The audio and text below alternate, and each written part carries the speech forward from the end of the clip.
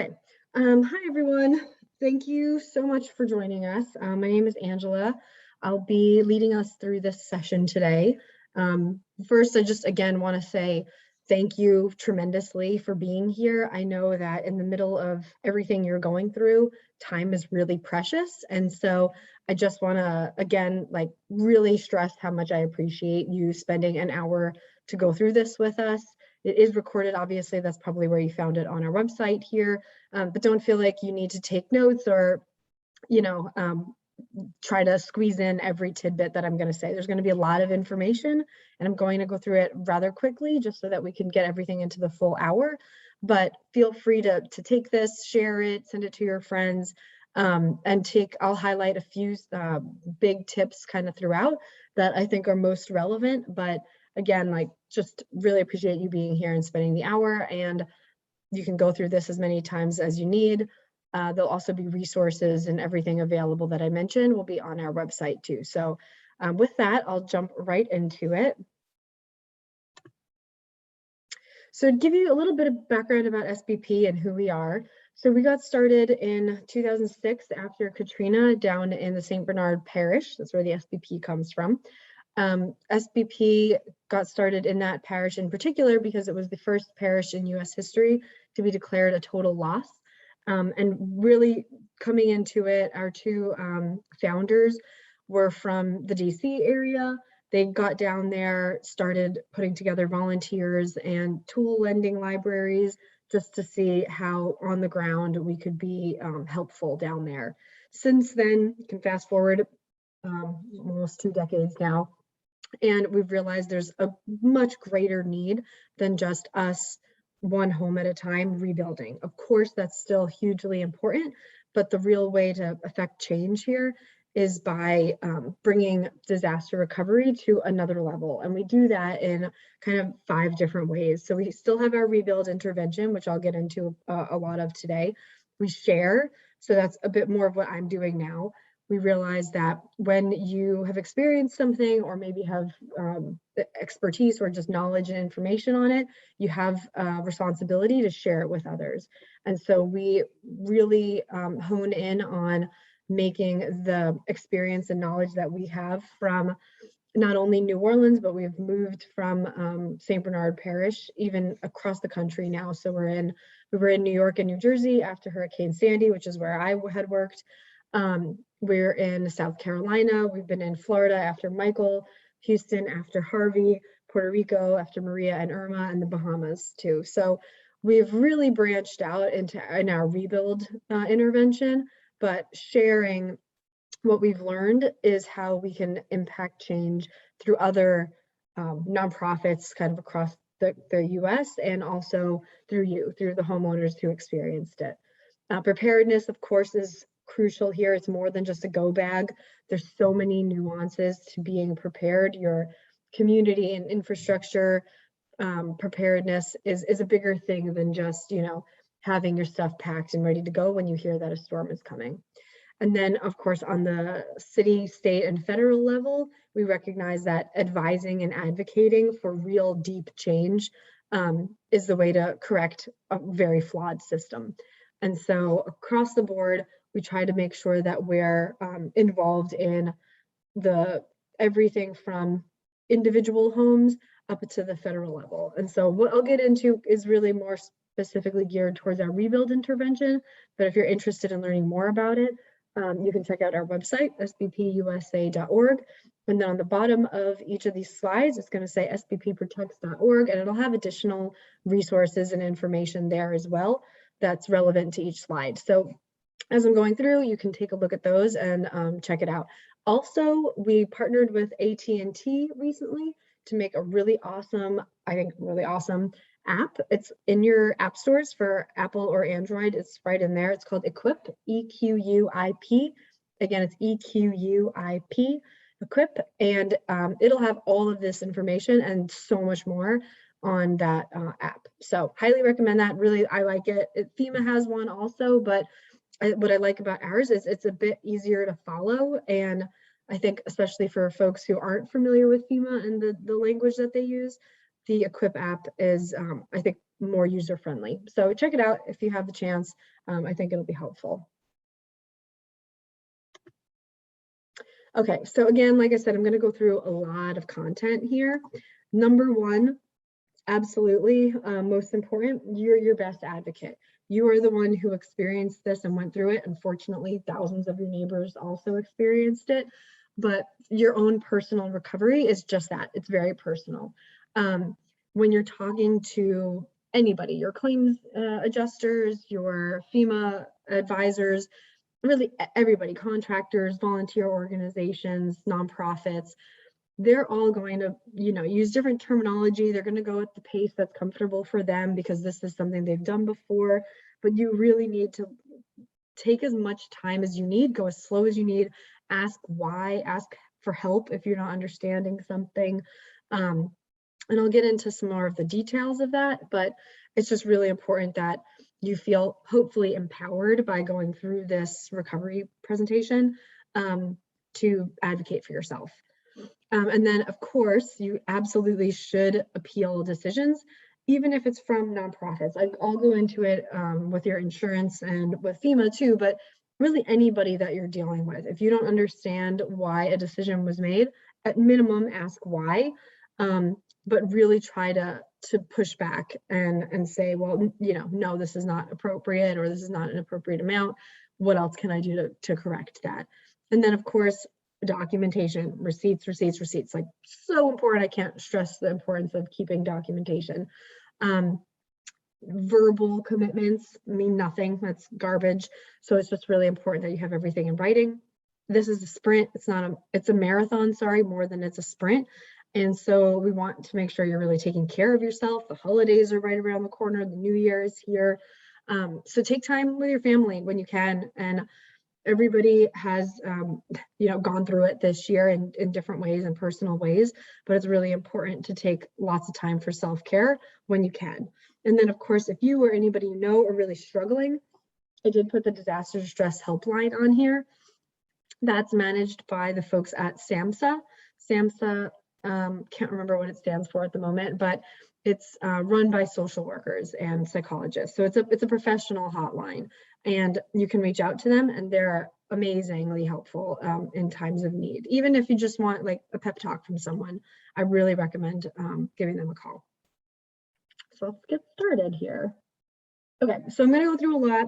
The first module here is just going to be kind of overall what to expect in the process. Okay, so this is specific to Kentucky. If you're joining us from other states, there'll be more information on the other states shortly. But right now, the most thorough and really concise information I was able to get was specifically geared towards Kentucky. So this is kind of like chock full of information here. Crisis cleanup, if you're not familiar with them, try to familiarize yourself with them. They're fantastic. They're a bit of a catch-all for any needs.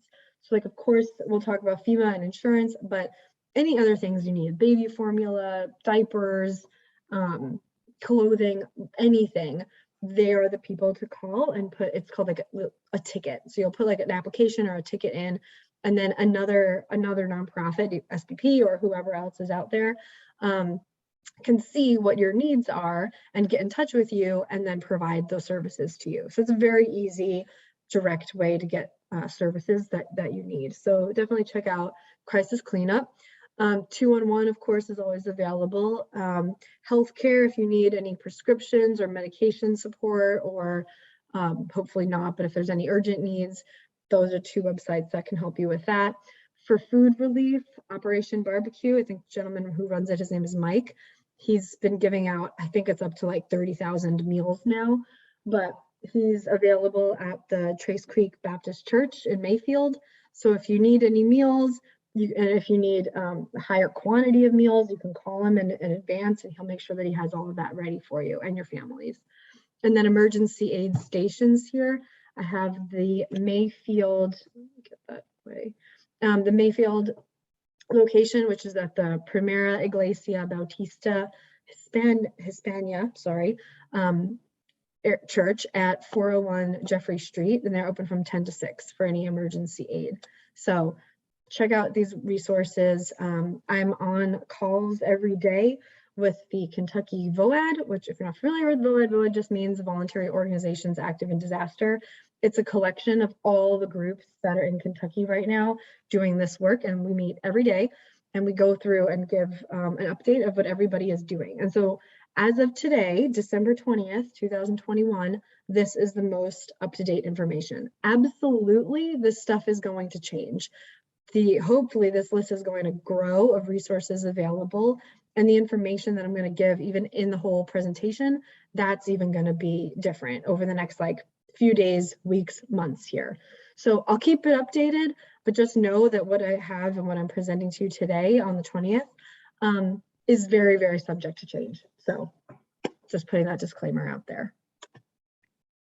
Okay, so a bit of information here. Before I jump into this too, I did want to also mention that there were originally 8 counties that were federally declared in the state of Kentucky. Those counties were Caldwell, Fulton, Graves, Hopkins, Marshall, Taylor, Warren, and Muhlenberg. And then as of December 17th, which was just a few days ago here, they also added Christian, Hart, Hickman, Logan, Lyon, and Ohio County. So now that's a total of 14 counties that have been declared, federally declared disasters. Once your county is declared, you're eligible for all of the items that I'm going to go over. FEMA's programs are coming out still. They haven't confirmed which programs are available yet. And so some of that we're still waiting to get information on, but those 14 counties will have access to all of this information that I'm providing. And in addition, they're adding counties. So if you're not in one of those counties or if you're in another state, you can keep checking. Once the president makes a declaration, it's online like immediately. So you should be able to find it. So just keep track of that. Okay, so main sources of assistance here. So of course, our insurance, any homeowner's insurance you have or windstorm insurance you have is going to cover you. The difference between insurance and FEMA, I want to get into that. So insurance generally is going to put back what you had before. It's going to be generally the same quality that you had before versus FEMA that is only trying to make your home safe, sanitary, and livable again. Big difference. If you had a granite countertop before, you're most likely going to be able to get that back from your insurance company. As long as you can prove it and it meets all your policies and coverages, you'll be able to get back what you had like for like. Whereas with FEMA, you're not going to get a granite countertop. You're going to get a laminate countertop, but it's going to provide you with, again, a countertop, a safe, sanitary, livable kitchen to use, but it's not going to be what you had before. And so it's important that we recognize that there's a big difference there. So your insurance company is where you're going to go first and foremost. And then if that's not meeting your needs, FEMA. I'll get into all of this more, but I want to make that designation really clear. And then we have SBA. So if you are wondering what is the Small Business Administration doing with tornado impacted homeowners, Small Business Administration, after a county is declared a disaster, like I mentioned, there's 14 of them that have been, those counties, then Small Business Administration pivots to also include loans for homeowners.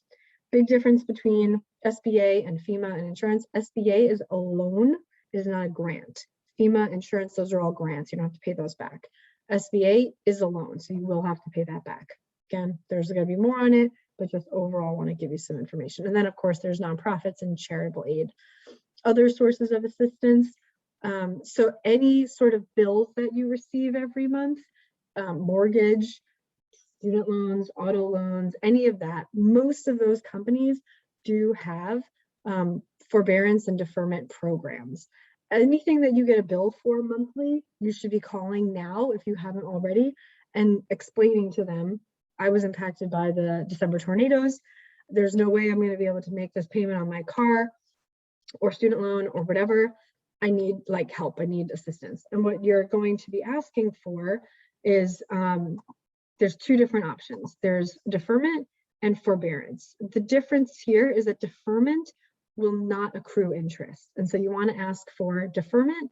You don't want to ask for forbearance. If you start with deferment and they say, we can't give you deferment, we don't have a deferment program, then you can ask for forbearance, which is still going to stop full payments, but you will continue to accrue interest. So important difference there. It's just like anything when you're negotiating. You want to ask for the best option first, obviously, and then let them talk you down to, forbearance. There's also generally disaster unemployment assistance that becomes available, disaster SNAP, farm and agricultural assistance, and loan programs. Those have not all come out yet, but are likely to come out. So stay tuned for that information. Okay, so then here we talk a bit more about managing your existing financial obligations.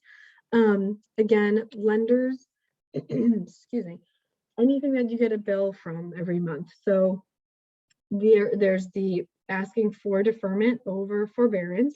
You're contacting your mortgage lender immediately to let them know that you've been impacted and cannot make payments anymore. There's also housing counselors that can provide advice for navigating this, and that you can find on HUD's list of, I think it's called Housing Counseling Agencies, and that is a website that I'll be sharing the link for also. So if you need advice on how to navigate through all of this, HUD, which is Housing and Urban Development, they have on their website a really great list of counselors that you can reach out to also. Okay, so now I put this together because I've seen what is generally needed right after a storm or a tornado, or any disaster really. It's all generally the same information for everybody, like across the board, nonprofits to federal government to city, state. Everybody needs the same. There's really 4 kind of buckets that I can put all of this into. You need to prove that you are who you say you are.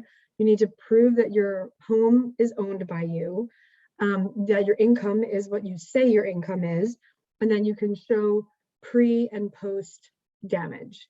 So what I mean by that is if your roof was taken off by the winds, you want to show, this is the type of roof I had, these are the photos, this is my home inventory list, which I'll talk about in a second, of everything that was in here that was impacted. And now post, this is what my roof looks like. This is how many shingles were taken off. You want real clear evidence on pre and post damage. And by the other 3 topics that I mentioned too, proving you are who you say you are, Social Security, ID, passports, anything in that area. If you don't have original copies, now is a really good time to go and collect them. There's also going to be proving that your home, proof of residence. If you're a renter, you want to have your lease and your utility bills to prove that you were renting prior to the tornado, and proof of residence, that's your title, your deed, and your income. So that's going to be your tax returns, your bank statements, pay stubs, anything you have. So those are the 4 really big buckets that no matter who you're applying for, they're going to need those things. So take a minute now while you can, pre-calling all of your different lenders to go and collect all of this. Okay, so now we'll get into everybody's favorite topic, insurance. Okay, so insurance claims. So how do we file them? There's a few big ticket things that I want you to take away from this. First, your declaration page. I have looked at my own insurance policies, and it's very confusing to read through. The declaration page is going to be a big savior. It summarizes everything in really simple terms and language that I think everybody will be able to understand. If you aren't sure, again, advocate for yourself. Go and talk to your insurance adjuster or claims worker and make sure that they are communicating it to you. Ask questions, document everything. If they have an email address, email with them. Email is a great way to communicate right now because you're going to have a timestamp and it's going to be proof that somebody said something to you. So really take your time, make sure you understand your policy, and you're contacting them, of course, immediately. Also with your insurance, we want to encourage always that you're getting multiple estimates. And we'll talk about that in the contractor portion, but multiple estimates is really important. So you're having not just one, really not even two. I would say at minimum, you're getting 3 bids from 3 different very reputable contractors or private adjusters to show you exactly what it's going to take to rebuild your home. I would say also it's really great to do home inventory lists. We recommend doing them every April. Why April? Because that's generally before lots of the storms and weather events are beginning. And so April, even earlier, if you can do like January, February, that's a good time of year to do a home inventory. Home inventory can be as easy as walking around your home and taking videos and photos and putting them on a cloud or Dropbox or wherever you store your photos. Or it can be as crazy as, you know, creating a spreadsheet and writing down mostly everything that's in your home. You don't need to write down every item that's in your home, but not just the big ticket items either. It's somewhere in the middle. Like you have a set of 12 cutlery with all your forks, spoons, knives, you know, whatever, cups, plates. So you want to write down like to that level, not just refrigerator, stove, kitchen table, like yada yada. You really want to get into the details. Also really important is that your insurance company, it's a company, it's a business. They're not necessarily in the business of giving out like excessive amounts of money. And so it's going to be really important that you remember that they're your partners in this. They're here to help you. You've paid into their company and business for years and years, most likely, and now is their time to work for you. So not advocating for you to be like really aggressive with them at all, because that's going to be very counterintuitive, but you want to remember that they're supposed to be your partner in this and feel like hopefully confident and empowered to treat them as such, and not just let them hand down information to you and keep going because you're intimidated to ask or you just don't want to ask questions. I think from my experience in New York Hurricane Sandy recovery, that's like one of the biggest things I saw with homeowners, that they would just be scared to talk to their homeowners insurance or FEMA in a way that really got them what they needed. So please be, you know, a good representative for yourself. Also, I know this is just kind of an anecdote, but after Sandy, a lot of the deductibles were waived for insurance companies, and that was because of people really advocating to their elected officials. I don't know if that's the case here, but if deductibles aren't met by insurance, you can go and talk to your city, state officials and see if there's anything they can do to help and support.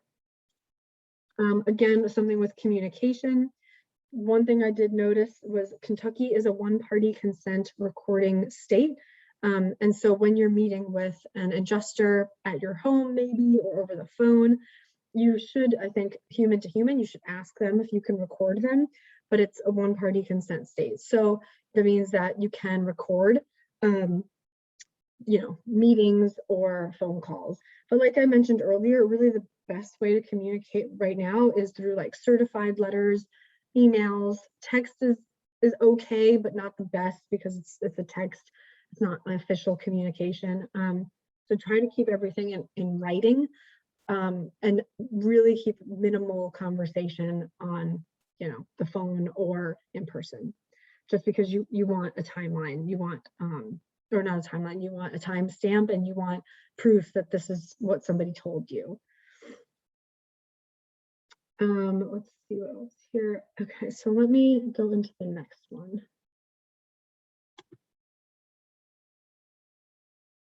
Okay, so this is an error, actually. I meant for this to be about windstorm insurance. So I'm just gonna pretend here like it says filing windstorm insurance claim. So for windstorm insurance, you know what, we'll just skip it for a second here and I'll talk about it. Yeah, so windstorm insurance, if you have had it attached to as an addendum to your homeowner's insurance, it's going to be able to cover different items than your homeowner's insurance. So for instance, it can often cover detached sheds or outbuildings as well as your home. It won't cover vehicle damages, but it could cover more than just your homeowner's insurance in terms of home and property coverages. So if you have windstorm insurance, again, that's going to be meant for extreme wind events and tornado events. That would be added to your existing policy. It would have obviously increased your deductible, but if you did have it, this is something that you want to be immediately looking at your declaration page, reading your policy and your coverages, and then talking to your insurance agent about it. Different from homeowners and renters insurance. Renters insurance is, of course, only going to cover your items, your property items. But for homeowners insurance, it's going to cover losses by wind, wind-driven rain, and other covered perils, not flooding. It doesn't cover flooding in general. And you're going to also want to be talking to your insurance companies about what exemptions are on there, what's not going to be included there, so that you can go to FEMA with and understand what you're going to need to apply for FEMA if your insurance and windstorm insurance doesn't cover everything. Also, something I want to note here, flood insurance and FEMA are different. Windstorm insurance and FEMA are different.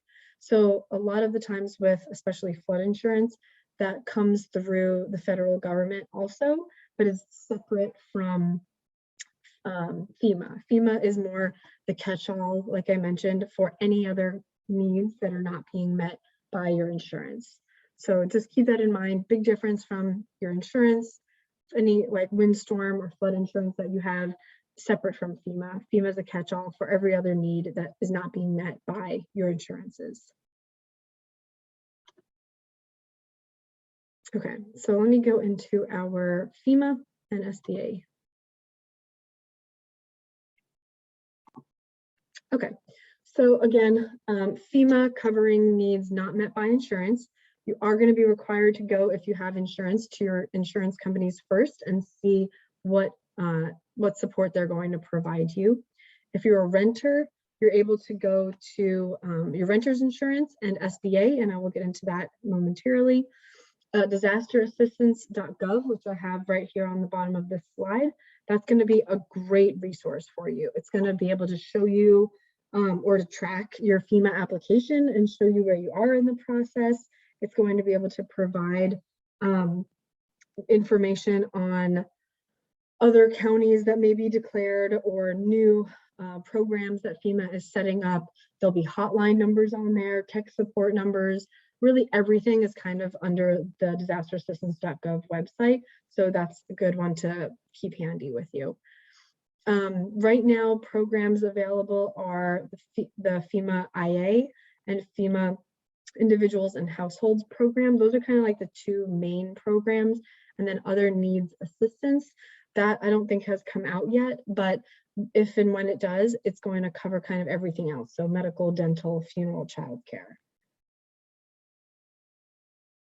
Also, something I did note on the Kentucky Voluntary Organizations Active in Disaster calls is that, again, your FEMA applications are going to be due 60 days from the date the declaration is made in your county. And there were two different dates there for when certain counties were declared. So just make sure you're really keeping on track of what county you're in and what date the disaster was declared, and then make sure you're seeing what the due date for that is. It might be different now because of the holidays. Maybe they're giving some extension, which I think would be generous. But because there are two different now dates that different counties were declared, just check your county and see what the date is for the FEMA applications to be filed, because you don't want to be late on your application and then not be able to file. Okay, so again, just getting into SBA a little bit more here. So SBA, Small Business Administration, is available for homeowners and renters. I'm a renter, so I think it's really awesome that they support renters. It's a loan, it's not a grant. It provides about a 1.5% to 3.5% interest rate over a 30-year term. So pretty good rate. You cannot use it to repay other debt or other credit credit that you have out, it has to go specifically towards the rebuild of your home.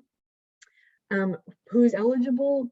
Most are eligible as long as it's your primary and only residence. It cannot be used for secondary homes. Like I said, rental units may qualify. It can also not be used to upgrade your home unless the work that you're doing requires you to now rebuild in a way that's code compliant. Then that's fine. You can do those upgrades. But if you had a single stove and now you want a double oven, you can't do that. You cannot, suddenly use your SBA loan to get a double oven. They will come after you for that. And with the loans, and even with FEMA and insurance, something important to note, if you have funds that are earmarked specifically towards, say, framing, drywall, roofing, whatever, those funds have to be used for those things.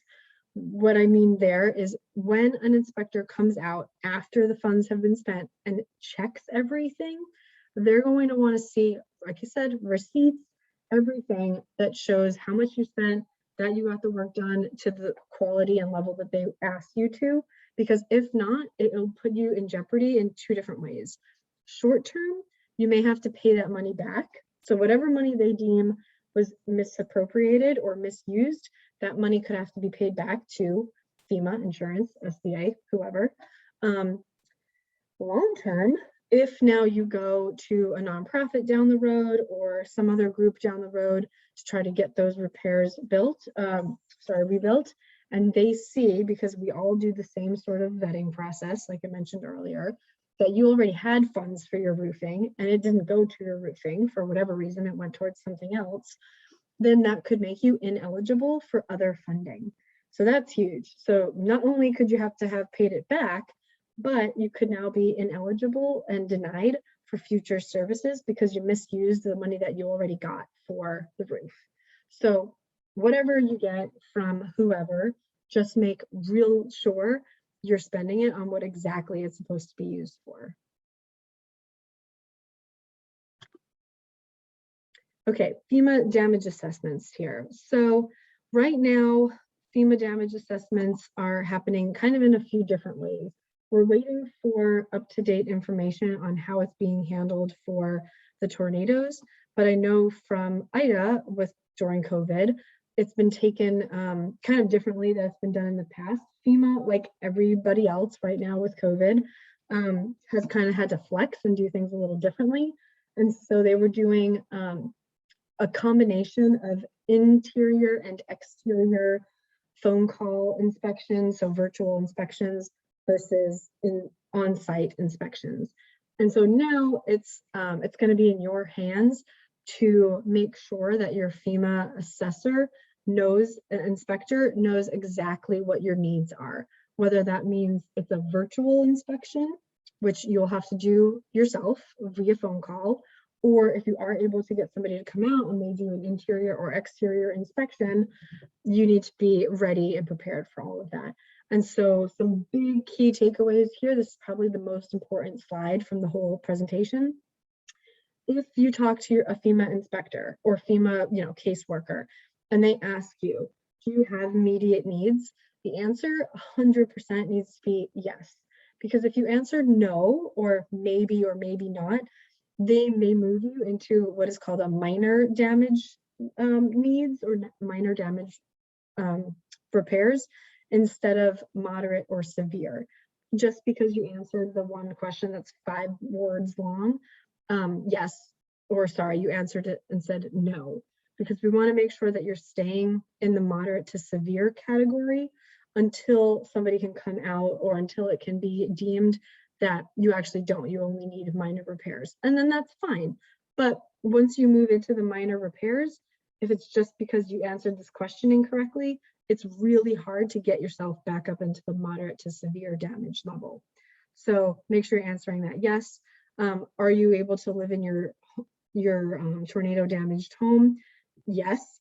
Or no, sorry, no, the answer needs to be no to that, or unknown. If you can't physically go back and see it because maybe there's trees still down blocking the road to get back to the house and you can't go and physically see the condition of your home yet, you can say unknown, but otherwise the answer should be no. So just make sure that you're trying to keep yourself as open to moderate to severe damage so that they will then in fact come out and hopefully assess your home in person versus doing the virtual remote inspections. If you have to do a virtual remote inspection, there are a few things we can help with so that you're more prepared for it. First, make sure that you've already done an assessment. Go through every room of your house, go and see like what's been damaged, if there's tree limbs on your roof, if you no longer have a home that's standing anymore and structurally safe. You want to have all of those details written up in extreme detail so that when you're on the phone with the inspector, you can go through it room by room, like everything, and you're not stressed then because you're on the phone trying to walk around and like see everything for the first time. So really important that before you have that conversation, you're prepared. Also, inspectors will only call or try to reach out to you 3 times. I know it's the holidays and a lot of spam phone numbers are coming through, but it's really, really important right now that you answer those spam calls. And whatever, if it's spam, you hang up on them, you move on with your life. But it could be your FEMA inspector or caseworker, and that's so important that they get in touch with you. Because if they call or text you 3 times and they can't get in touch with you, there's a chance that your application is canceled. You won't be denied, but you'll be canceled, and then it's very difficult to get back into the program. So important that you answer your spam calls, because it might be a FEMA person, and that you're answering, do you have immediate needs? Yes, to those questions. So big takeaways from this slide. Okay, so I talked about it a little bit here, but how to report damage. So here we're talking about not only what you're saying, but how you're saying it, how you're explaining it. Again, you want to use details that there was a tree through an exterior wall through my living room. It hit about 4 feet into my, window space and destroyed 3 outlets. So now my electrical outlets are also exposed. Like be very detailed.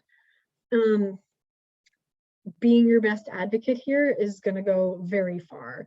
It's not only that you're explaining that your house was had substantial damage, structurally is not sound anymore, tree limbs or other debris has compromised your home, but that you're going slowly and speaking confidently and knowing what it is that you need. So being your best advocate. I'm from New York, I'm all Italian, my family is from Brooklyn, like that's gonna conjure up whatever it is that you're gonna think, but my mother is a very big advocate for herself. So no matter who she's talking to, what customer service representative she's talking to, she gets generally what she needs from those phone calls.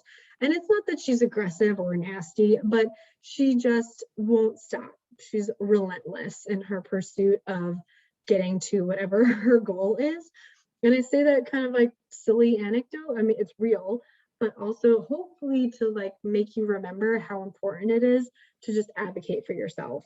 Again, you don't have to be aggressive. Like, we're not saying to be disrespectful. These are people on the other line here, or on the other end of the phone, but they are meant to work in partnership with you. These are all agencies that are here to help and support you through this time. And if you're not getting what you need, you have to talk to a supervisor, ask why, ask what else you can do. Simple questions that will hopefully help you get to where you need faster and make this whole process more efficient.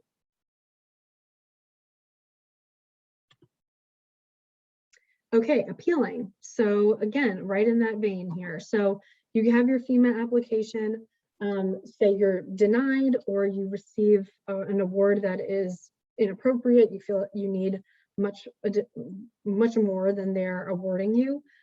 First, just because you receive an initial payment from FEMA does not mean that you're ineligible to receive additional funding. So if they give you some funding, it's $2,000, whatever it is, it's like way under, well under where it should be, you can accept it. You don't have to reject it and wait until you get, the full 36,000 here. So just a note there. FEMA also does a lot of really great things, but one thing that I would say arguably could do better is that they look at a denial as part of the conversation, part of the relationship. They don't look at a denial as we would look at a denial. It's, you know, a denial from the federal government. Of course, you think that's the final word. I would think that, but it's not. They really just look at it as the beginning. And so if you're denied, don't let that deter you. Really like lean into it and be like my Italian Brooklyn-born mother and ask why a million times until you get an answer that actually makes sense to you. Go in there and sit down with them and find out more. You'll have 60 days from the decision date to file your appeal.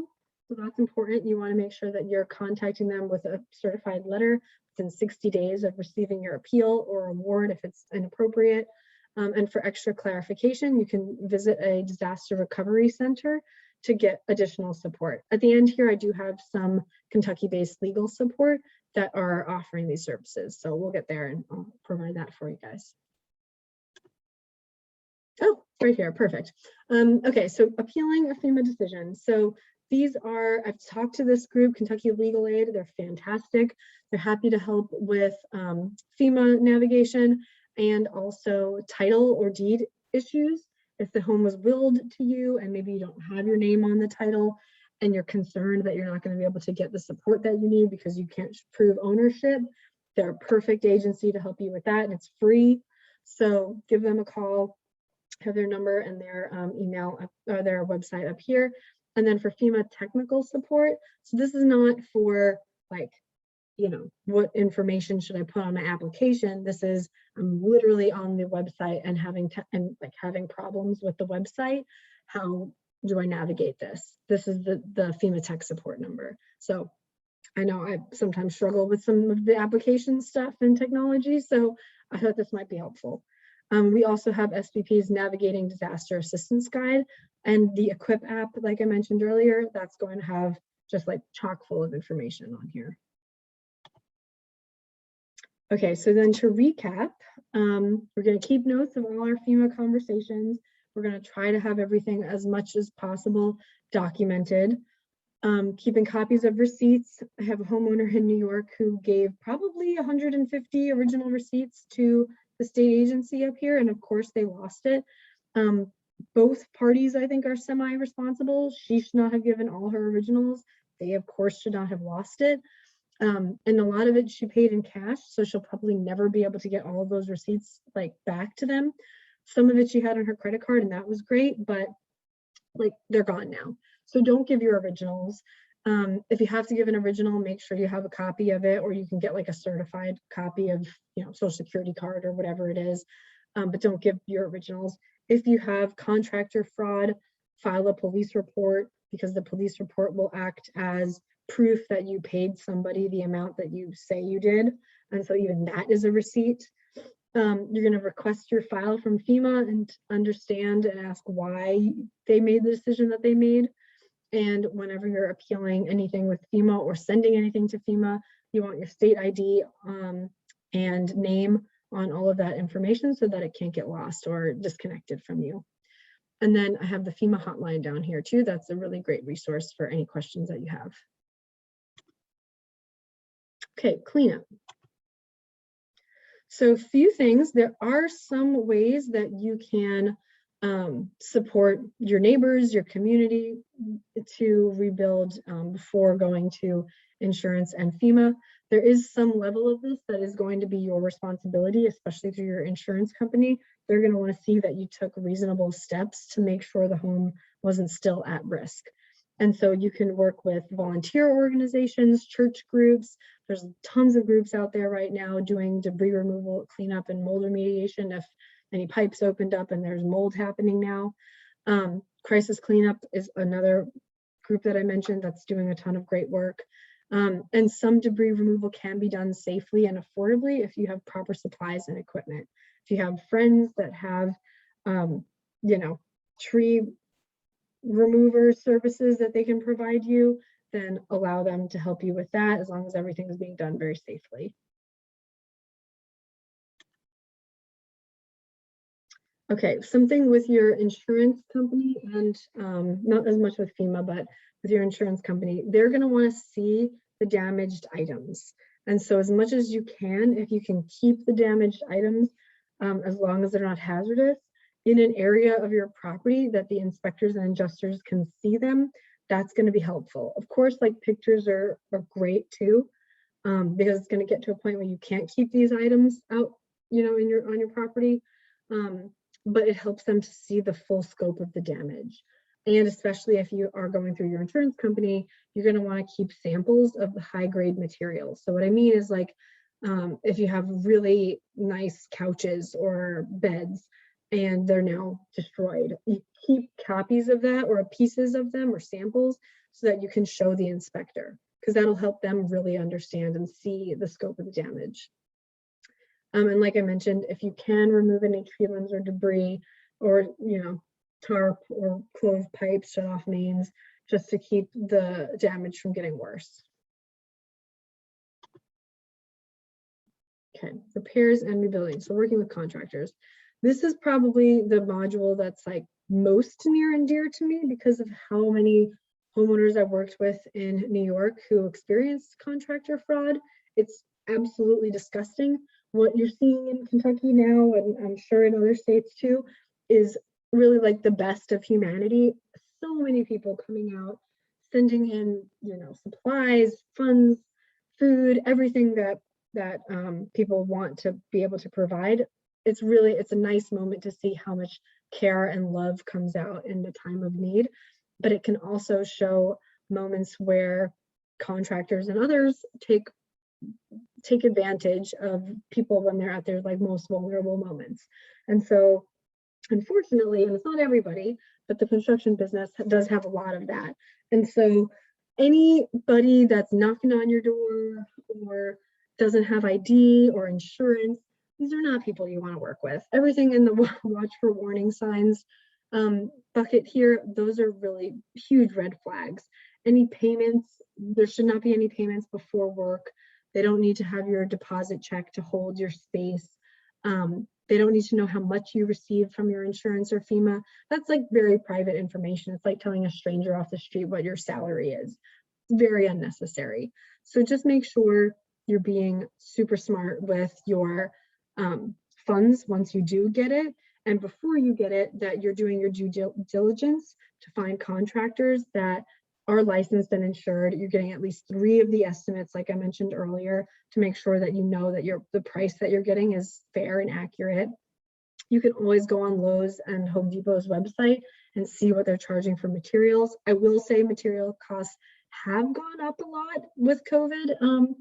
And so, you know, you might not expect that, but check out Home Depot or Lowe's. They'll show you what the market rate costs are for some of the stuff. And then from there, you can see, okay, well, he's charging me this much for labor, this much for materials. Does that kind of sound like it checks out? It does, great. Another really important thing that we stress is never pay a contractor in full before they start work. What we advocate for is really like thirds. You can pay them in thirds. If it's only a $5,000 bit of work that they're doing, you can pay them at 50-50. And what I mean by 50-50 is they do 50% of the work. You go and see that they have done 50% of the work and you're comfortable with it, then you give them the first 50%. Then they do the last half and you're comfortable with that half. And then at the end, you pay them the last 50%.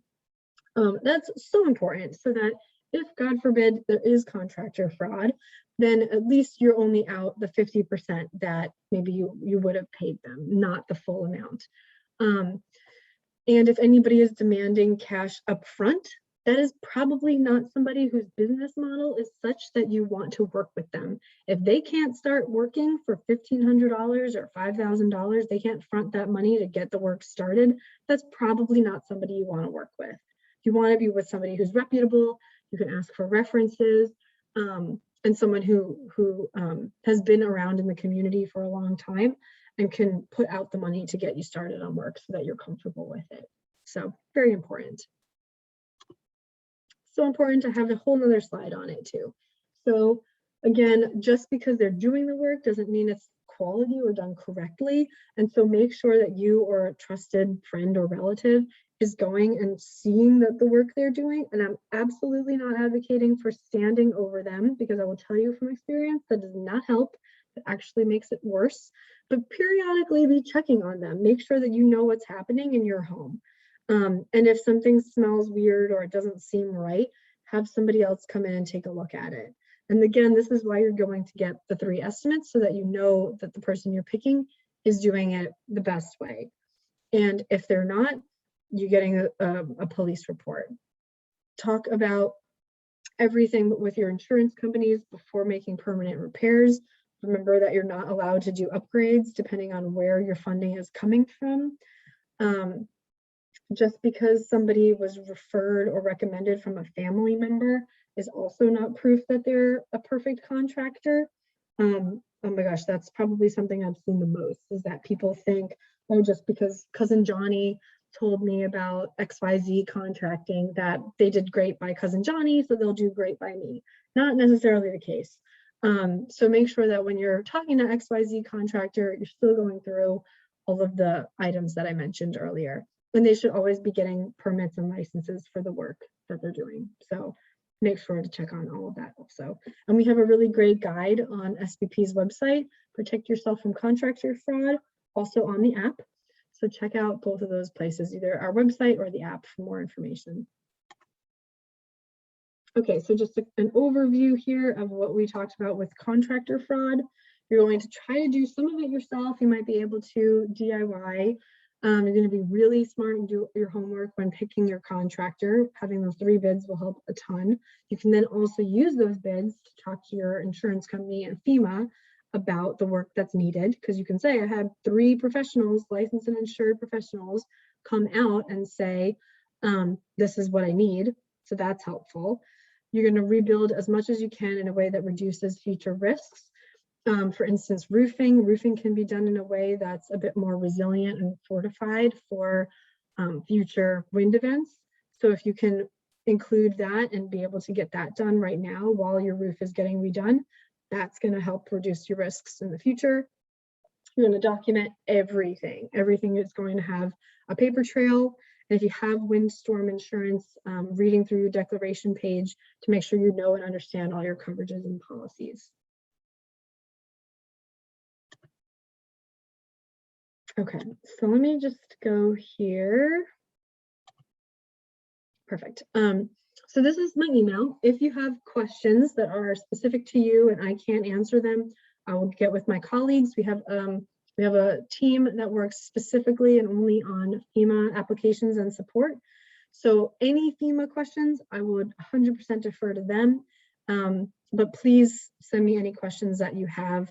If it's on contractors or insurance or anything else, if I'm able to answer it, I'm really happy to communicate with you directly. And if I can't, I'll find a team member who can. But again, just to wrap up, I sincerely appreciate you spending this time with me.